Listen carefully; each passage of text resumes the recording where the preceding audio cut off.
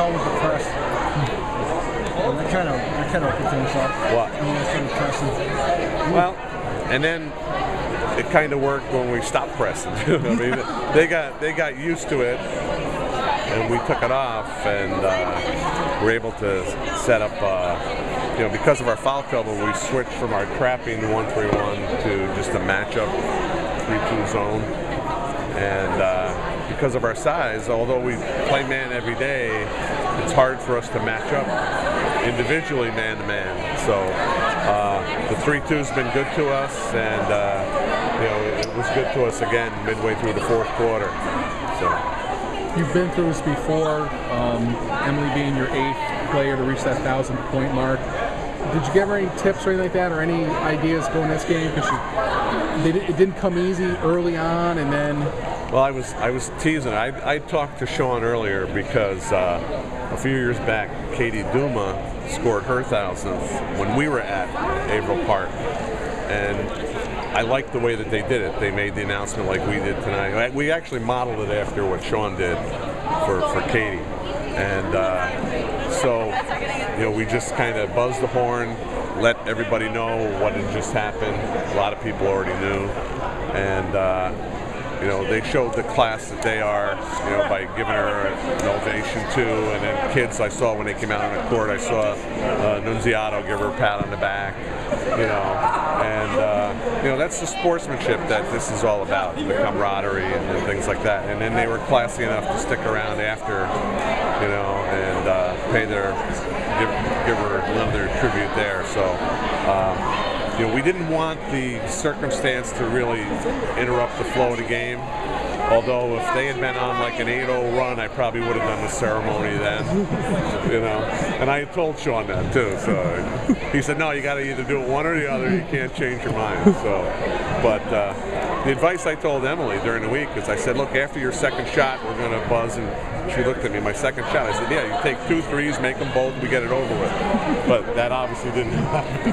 You know, they played good defense. They, you know, she didn't get off. I think only one field goal that counted in the first quarter, and you know, she's been a great foul shooter her whole career. It was kind of surprised to see her miss the 2 in the first quarter, but you know, you knew it was going to be inevitable. I mean, 6 points. She's averaging about 17 points a game, and you know, but Mary Kate had the hot hand that got us the early lead in the second quarter and really stretched it out. You know, I think the technical kind of helped our momentum and took a little bit away from them, and it kind of was even after that. I think we were up like 20-9 or something like that. You know, and you know, they cut it to like 8, and it just stayed 8-6, 8-6. They did cut it to 4, I know, with about 52 seconds or so left. You know. But and then, you know, we're saying be patient, and Weber hits the 3 at the top of the key after like 5 seconds off the shot clock. You know, so you know, but you know, her and Mary Kate, they're shooters. You got to let them shoot. You can't really put the collar on them and hold them back. You know. If somebody who doesn't shoot, Kristen did a lot of stuff. She kept the ball alive, steals. She's done that all year long for us. Carney, you know. I mean, she did a ton of stuff. Yeah, you know, she drew a charge in the transition play. I don't know how many balls she had a piece of, you know, that, you know, we ended up with, or ended up going out of bounds off of an Averill Park player. I mean, Kristen was huge, and I don't even know if she maybe scored 2 points, you know, but and Allie Lewis, I can't even tell you the value that she's given us. You know, she got her first start against Colony, hit really the game-winning basket in that game, and you know, she's long for a guard, gets pieces of a lot of passes. You know, we both made it difficult for each other to run offenses. You know, and you know, luckily, you know, we hit a few more perimeter shots than they did, a couple more threes, and that probably was really the difference.